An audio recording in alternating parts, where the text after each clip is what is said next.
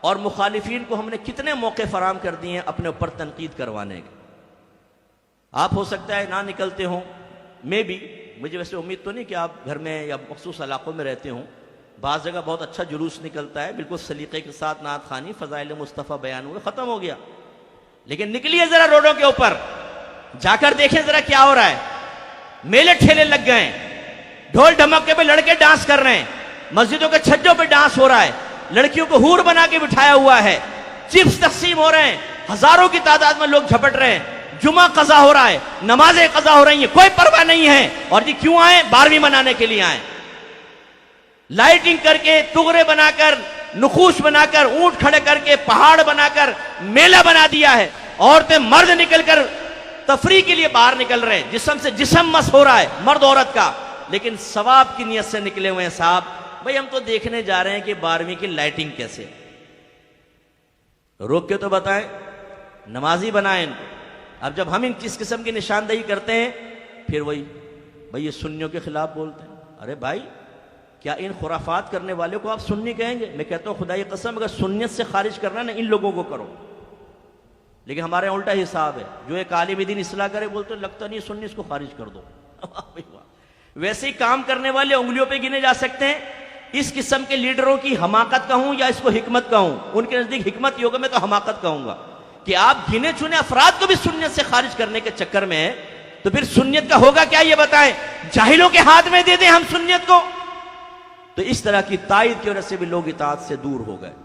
معمولات کا عادی بنا دیا صاحب، فضائل کا عادی بنا دیا. یہ پڑھیں گے یہ فضیلت، یہ کام کرو یہ فضیلت، اتنی رکعت پڑھ لو یہ فضیلت، اتنی چیزیں لکھ دو بسم اللہ اتنی مرتبہ، تم نجات پا جاؤ گے، برکت ہی برکت ہو جائے گی. فلاں فلاں فلاں مزار پہ چلے جاؤ، چادر چڑھا دو، تمہارا کام ہو جائے گا. ہمارے گھر میں ان معمولات کے ہم عادی بن گئے، جن کو میں ناجائز نہیں کہہ رہا ہوں، ہر چیز ناجائز بھی نہیں ہوتی، بشرطے کہ بالکل شرعی قیودات کے ساتھ. لیکن آپ میری بات کا اعتراف کریں گے، ایک گھر میں نماز نہیں پڑھی جا رہی، قرآن پاک ترجمہ تفسیر سے نہیں ہو رہا، اس کتاب میں اس گھر میں حدیث کی کوئی کتاب نہیں ہے، سیرت کی کوئی کتاب نہیں پڑھی جاتی، لیکن 11ویں ہو رہی ہے، 12ویں اہتمام سے ہو رہی ہے، 9 اور 10 محرم کی نیاز بڑے اہتمام سے ہے، کنڈوں کی نیاز کبھی نہیں چھوڑی ہے، ماہانہ ختم قادری بھی ہو رہا ہے، آیت کریمہ کا ختم بھی ہو رہا ہے، ابا مرے ہیں تو تیجا 40واں بھی کیا گیا ہے. لیکن جو اصل دین تھا، جس کی ترقین، جس کی ترغیب، جس کے بارے میں حکم قرآن و حدیث میں موجود ہے، وہ نہیں ہو رہا. یہ کس نے ذہن بنایا؟ یہ ہمارے ان مقررین نے بنایا ہے جو صرف بزرگوں کی کرامات سناتے رہتے ہیں، ان کے فضائل سناتے رہتے ہیں، اور قوموں کو یقین دلاتے ہیں کہ تم نماز نہیں بھی پڑھو گے غوث پاک تمہیں جنت میں لے جائیں گے، مریدین تمہیں جنت میں لے جائیں گے، تم نعت خوانی میں بیٹھو، نبی کریم صلی اللہ علیہ وسلم بروز قیامت تمہیں اپنے ساتھ جنت میں لے جائیں گے. ہمارے بزرگوں کو اللہ تعالیٰ دنیا میں اور آخرت میں بڑی طاقتوں سے نوازتا ہے، اس کا انکار نہیں. میرے آقا صلی اللہ علیہ وسلم بروز قیامت جس کی طرف اشارہ کر دیں گے بخش دیا جائے گا. جب یہ آیت نازل ہوئی وَلَسَوْفَ يُعْطِيكَ رَبُّكَ فَتَرْضَىٰ، اے حبیب ان قریب آپ کا رب آپ کو اتنا عطا فرمائے گا کہ آپ راضی ہو جائیں گے. ابن عباس رضی اللہ تعالیٰ عنہ فرماتے ہیں اس پر سرکار نے عرض کیا رب کریم اگر یہی بات ہے تو میں اس وقت تک راضی نہ ہوں گا جب تک میری ساری امت داخل جنت نہ ہو جائے. اس کا انکار تو نہیں ہے، لیکن کیا ان باتوں سے ہم نے وہی نتیجہ اخذ کیا ہے جو صحابہ کرام نے کیا تھا؟ صحابہ کرام تو سرکار کے صحبت یافتہ تھے، آپ نے تو ہزاروں واسطوں کے بعد ان چیزوں کو سنا ہے، وہ تو ڈائریکٹ نبی کریم کی زبان اقدس سے سن رہے تھے، لیکن ان کی کوئی نماز قضا نہیں ہوئی، انہوں نے کوئی گالی گلوچ نہیں کی، انہوں نے کوئی ظلم و ستم کا بازار گرم نہیں کیا، انہوں نے شرعی احکام سننے کے بعد اپنی تیوریوں پہ بل نہیں ڈالے، وہ پریشان نہیں ہوئے، انہوں نے سامنے والوں کو ڈانٹا ڈپٹا نہیں، ان سے نفرت کا اظہار نہیں کیا، انہوں نے اپنے گھر والوں کو آزاد نہیں چھوڑ دیا کہ جو گندگی کرنی ہے کرو، نہیں، بلکہ وہ ان باتوں کو سننے کے بعد اور شریعت پر سخت ہو گئے اور اللہ کا خوف اپنے دل میں محسوس کیا. لیکن ہمارے علماء بعض اوقات اور ہمارے پیر عظام اللہ تعالیٰ رحمت نازل فرمائے ان پیروں کے اوپر، انہوں نے بھی بڑا بیڑا غرق کیا. اپنے آستانے کی تعداد بڑھانے کے لیے صحیح جو اصلاح کرنی چاہیے وہ چھوڑ دیں کہ لوگ بدزنوں کے نہ بھاگ جائیں. فضائل کرامات ذکر کرو، اللہ اللہ. ارے پہلے بھائی مرید کو حرام تو چھڑوا دو، ٹھوس ٹھوس کے حرام کھا رہا ہے، یہاں پر آگے دل پہ ضربے لگا رہا ہے. کچھ بھی نہیں ہوگا، 100 سال ضربے لگاتا رہے، اس سے کہاں دل صاف ہوتا؟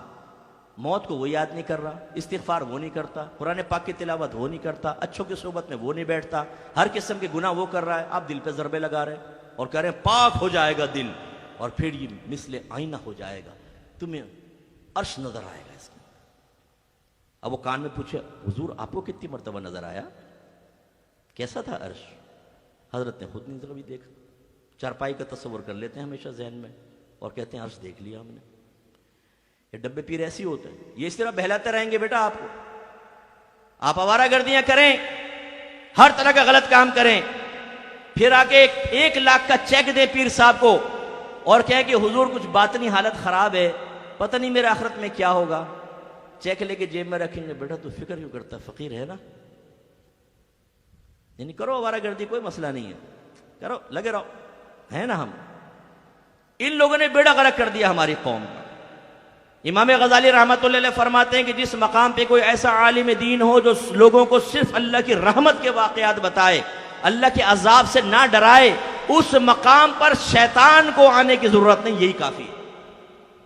دیکھا آپ نے، اللہ ان مشائخ پہ ہزارہ رحمت نازل فرمائے جو بغیر لومت لائم کے خوف کے، کسی ملامت کرنے والے کے ملامت کے خوف کے بغیر اپنے مریدین کی صحیح اصلاح کرتے ہیں، اور اللہ ان علماء پہ رحمت نازل فرمائے بشمول مفتی منیب الرحمان صاحب کے کہ میں تو ان کو اس معاملے میں اپنا استاد ہی مانتا ہوں، حالانکہ میں نے کتاب ان سے کوئی نہیں پڑھی ہے، لیکن جس ہمت اور جرأت کے ساتھ آج نہیں وہ سالوں سے لگے ہوئے ہیں اس معاشرے کی برائی کو ختم کرنے کے لیے بیانات کے ذریعے، وہ بیچارے کوشش کر رہے ہیں، کوئی نہ سنے تو نہ سنے۔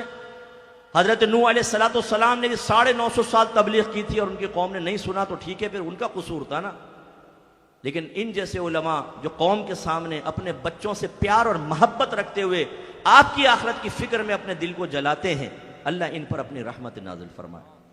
تو دوسرا ہمارا جو بڑا مسئلہ ہوا، ایک سرپرست گئے، دوسرا یہ نعت خوانوں نے بیڑا غرق کیا، تیسرا ہمارے طبقہ علماء نے کیا کہ ان کے بیانات اس طرح کے نہ رہے کہ کرنٹ ایشوز کے اوپر کلام ہوتا، بچے چیلنجز کا سامنا کرنے کے لیے تیار ہوتے، علم دین کی طرف مائل ہوتے۔ جو آج سوشل میڈیا پر ہمارے مذہب اہل سنت پر حملے ہو رہے ہیں ان کے جواب دینے کی صلاحیت رکھتے، کم از کم اپنا مذہب اور مسلک تو کسی کے سامنے بیان کر سکتے، نہیں، جمعے کے بیان میں آئے تو وہی یہاں سے پکڑا وہاں سے پکڑا، ٹائم پورا کیا، غائب، کوئی سیکھنے کو نہیں ملتا۔ 20-20 سال لوگ اماموں کے سامنے بیٹھے رہتے ہیں، خطبہ حضرات کے، ایک چیز سیکھنے کو نہیں ملتی، یہاں سے پکڑا وہاں سے پکڑا۔ ہر ایک کی بات نہیں کر رہا ہوں، لیکن جو آوا کا آوا بگڑا ہوا ہے، مجھے پتا ہے کہ کیا کچھ ہوتا ہے ہماری مسجدوں کے اندر، اسی لیے ہمارے بچے شروع میں مسجدوں میں آتے ہی نہیں ہیں، یہ آخری ٹائم میں پہنچتے ہیں، بالکل جب کھڑ کھڑ کھڑ کی آوازیں سنتے ہیں نا گھر میں کہ اب مائک خطبے کے لیے لگایا جا رہا ہے، تو یہ بھاگ بھاگ کے جمعے میں پہنچ جاتے ہیں، اور اسی لیے سب سے پہلے یہ راہ فرار اختیار کرتے ہیں، پیچھے بیٹھو تاکہ نکلنے میں آسانی، جوتی پکڑی بھاگ گئے۔ تو یہ معاشرے کا بیڑا غرق تو ہونا ہی ہونا، اسی لیے ہم اطاعت سے دور ہیں۔ اسی طریقے سے ہماری بری صحبتوں نے ہمیں اللہ تعالیٰ کی اور رسول کی اطاعت سے دور کر دیا۔ میں نے کتنے بچوں کو دیکھا کہ وہ نمازی بنے، اچھے لوگوں کی صحبت میں بیٹھنے لگے، داڑھی رکھی، لیکن پھر گندے دوستوں کے ساتھ بیٹھنے لگ گئے۔ اب یہ اللہ تبارک و تعالیٰ کی حکمت کے میں قربان جاؤں کہ اللہ تعالیٰ نے بڑی آزمائش رکھی ہے کہ ایک نیک آدمی ہو، نمازی ہو، پرہیزگار ہو، متقی ہو، بعض اوقات اس کا اتنا اثر قبول نہیں کیا جا رہا ہوتا جتنا ایک چرسی موالی اور لڑکی بازی کرنے والے کا اثر لوگ قبول کر لیتے۔ تو کتنے بچے ایسے ہیں جو ان کے ساتھ بیٹھے تو ان کا بھی بڑا غرق ہو گیا، نمازی تھے بے نمازی ہو گئے، داڑھی صاف ہو گئی، لڑکیوں کے پیچھے بھاگ رہے، اور مشن بنا کے کام کرتے ہیں بعض، ہر محلے میں، ہر اسکول میں، ہر کالج میں، ہر یونیورسٹی کے اندر کچھ ایسے گندے ذہن والوں کا گروپ ہوتا ہے جو ہر شریف بچے کو بدماش بنانے کی کوشش کرتے ہیں، اسے گندی تصویریں دیں گے، گندا مواد دیں گے، گندے لنک فراہم کریں گے، پورن ویب سائٹس کے، آڈیوز کے، ویڈیوز کے، یہ دیکھ، اور اس کے ذہن کو گندگی سے بھر دیں گے، اور پھر وہ نوجوان کسی نہ کسی گندی غلیظ عادت میں مبتلا ہو کے اپنے آپ کو تباہ کر رہا ہوتا ہے، اور یہ ان کا مشن ہے۔ اب یہ ہمارے گروپ کا ہو گیا، تو جب ایسی صورتحال ہوگی کہ نفسانی خواہشات کے پیچھے لگا دیا جائے گا، کسی کو سگریٹ پلائی، کسی کو چرس پلایا، کسی کو لڑکی بازی کے اندر لگا دیا، کہا کہ تو فکر مت کر، میرے ساتھ بیٹھ، فیس بک پر میں تجھے بتاتا ہوں کہ کسی اجنبی عورت کو اپنی بھابھی کیسے بناتے ہیں، بیٹھ گئے صاحب، اب سکھا رہا ہے وہ جال ڈالنا، کیسے لڑکیوں کو پھنساتے ہیں، کیسے کسی کی بیوی کو پھنسایا جاتا ہے، اس کے شوہر کیسے بدزن کیا جاتا ہے، وہ بیٹھے ہوئے نوجوان سیکھ رہے ہیں۔ پھر اسے کہتے ہیں جا پریکٹیکل کر، اب تو اچھا طرح ماہر ہو چکا ہے. جیسے درزی کسی کو سکھا دے تو بولتے اپنی دکان کھول لے، مکینک نے کسی کو مکینک بنا دے جا اپنا کھول لے مکینک شاپ. وہ بھی جا کے بیٹھ جاتا ہے. نام ہے صاحب محمد اکرم، اور وہ فیس آئی ڈی بناتا ہے زلیخا کے نام کی، بڑی مونچھوں کے ساتھ، تاکہ بہکانے میں آسانی رہے. وہ لڑکیاں فرینڈ شپ کر لیتی ہیں بعض اوقات، یہ نہیں پتہ جو سامنے سے ٹینا آئی ہے وہ اثر میں اللہ رکھا ہے، یہ اس کو پتہ نہیں ہوتا. تو یہ ہمارے یہاں صورتحال ہے. تو اب یہ نوجوانوں میں اطاعت کا جذبہ کیسے ہوگا؟ مسجدیں کیوں ویران ہیں ہماری، خالی ہیں مسجد. ہم میں سے کتنے فجر کی جماعت میں حاضر ہوتے ہیں؟ سو پوچھیں اپنے آپ سے. نہیں ہاتھ نہ اٹھائیں، میں ایسے نہیں، میں تو ویسے ایک بات کہہ رہا ہوں سوچ و شعور کی بیداری کے لیے. کتنے ایسے ہیں جو گھر کے اندر فجر پڑھ لیتے ہیں؟ کتنی میری بہنیں مجھے سن رہی ہیں جو فجر کے اندر اٹھ کر اللہ تعالیٰ کی بارگاہ میں اس کی نعمتوں کو شکرانے کے لیے اپنے سر کو جھکاتی ہیں، پڑھے ہوئے سوتے ہیں. ہماری صبح ہوتی ہے 10-11. تو ہمارے نوجوان کیوں تباہ ہو رہے ہیں؟ ایک تو صحبت، گندی صحبت اختیار کرتے ہیں. ان چیزوں نے ہمیں اطاعت رسول سے دور کر دیا. پھر ہمارا تعلق قرآن سے ٹوٹ گیا یا توڑوا دیا گیا. وہی جیسے میں نفس و شیطان کے بارے میں کہہ رہا ہوں، ہم قرآن نہیں پڑھتے. قرآن وہ چیز ہے کہ اس میں اتنے پر تاثیر مضامین ہیں کہ اگر ہم اس کو ترجمہ تفسیر سے پڑھیں تو دل کی دنیا ضرور بدلے گی، کیونکہ اللہ کا کلام ہے. مولا علی رضی اللہ تعالی عنہ ارشاد فرمایا کرتے تھے کہ جب میں چاہتا ہوں کہ اپنے رب سے باتیں کروں تو میں نماز پڑھتا ہوں، اور جب میں چاہتا ہوں کہ میرا رب مجھ سے باتیں کریں تو میں قرآن پڑھتا ہوں. ہم نے قرآن پڑھنا چھوڑ دیا. ہمارے کتنے سارے نوجوان یہاں ایسے بیٹھے ہوں گے، ہمارے محلے میں مجھے سن رہے ہیں، ہماری بہنیں سن رہی ہیں، جنہوں نے ایک دفعہ بھی زندگی میں پورے قرآن کو ترجمہ اور تفسیر سے نہیں پڑھا. پڑھیں گے تو دل میں نور پیدا ہوگا، نور پیدا ہوگا، ذہن بنے گا تو اطاعت کی طرف آئیں گے. لیکن یہ بھی ایک بہت بڑا مانع ہے کہ ہم نے قرآن کو پڑھنا چھوڑ دیا. حالانکہ اللہ تعالیٰ نے اپنے حبیب کی مدح میں ارشاد فرمایا کہ یتلو علیہم آیاتہ ویزکیہم ویعلمہم الکتاب والحکمہ. یہ نبی ان کے سامنے قرآن کی تلاوت فرماتے ہیں، ان کا تزکیہ نفس کرتے ہیں اور انہیں کتاب اور حکمت سکھاتے ہیں. تبھی صحابہ کرام جب پیچھے کھڑے ہوتے تھے، عربی اللسان تھے، وہ ایک آیت سنتے اس میں جو اللہ نے مضمون بیان کیا دل پہ اثر کرتا، رونے لگ جاتے تھے نماز میں سرکار کے پیچھے. بعض اوقات سرکار کی آنکھوں سے آنسو نکل جاتے تھے. ہم جب قرآن پڑھتے ہیں ہم کہتے ہیں ہم پڑھ رہے ہیں. بھائی آپ پڑھ نہیں رہے، آپ صرف زبان ہلا رہے ہیں. جب سمجھ میں نہیں آئے گا تو دل پہ اثر کیا ہوگا؟ جیسے میں آپ کو کہوں، میں ایک بڑی صدمے والی بات آپ کو بتانے لگا ہوں، بہت اس صدمہ ہے، آپ رو پڑیں گے. آپ کہیں گے اچھا سنائے مفتی صاحب. میں نے کہا چین چاں چاں چاں چین، رو. آپ کہیں گے مفتی صاحب سمجھ میں نہیں آیا، میں تو ہنسی آگے رونے کے بجائے. تو بالکل صحیح کہا آپ نے. جب بات ہی سمجھ میں نہیں آئے گی تو کیسے دل پہ اثر ہوگا، کیسے غم پیدا ہوگا؟ یہی میں آپ سے پوچھتا ہوں، قرآن ہمیں بڑا سمجھ میں آتا ہے جب ہم پڑھ رہے ہوتے ہیں، تو کچھ سمجھ میں نہیں آ رہا ہوتا، تو مضامین قرآن ہمارے سامنے نہیں آتے تو پھر ہمارے دل کی دنیا کیسے بدلے گی؟ قرآن ہم نے چھوڑ دیا. حدیث ہمارے گھروں میں ہے ہی نہیں. عجیب محبوبیت ہے کہ اگر کسی کو معاذ اللہ لڑکے کو لڑکی سے پیار ہو جائے، لڑکی کو لڑکے سے عشق ہو جائے، عشق مجازی شیطانی چکر، اور اس کا میسیج آ جائے، ابھی بیان میں آ جائے نا، نوٹیفیکیشن ٹنگ آواز آئے، ٹیڑھی آنکھ سے دیکھا، اوئی زلیخا، ایک لمحہ نہیں لگائے گا، فوراً کھولے گا، مفتی صاحب آپ لگے رہو میں ادھر دیکھ لوں. اس کا پورا میسیج پڑے گا چاہے کتنا لمبا کیوں نہ ہو. اور اگر اس میں کوئی بہت ہی اچھی بات ہوئی تو وہی پہ دل نور نور ہو جائے گا صاحب. اب یہ نہیں کہ ڈیلیٹ مار دے، نہیں، اس کو سیو کر کے رکھے گا اور بار بار پڑھے گا اور خوشی محسوس کرے گا.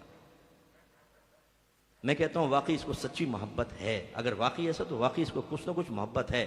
محبوب کے ساتھ ایسا ہی ہونا چاہیے، بالکل ایسا ہونا چاہیے.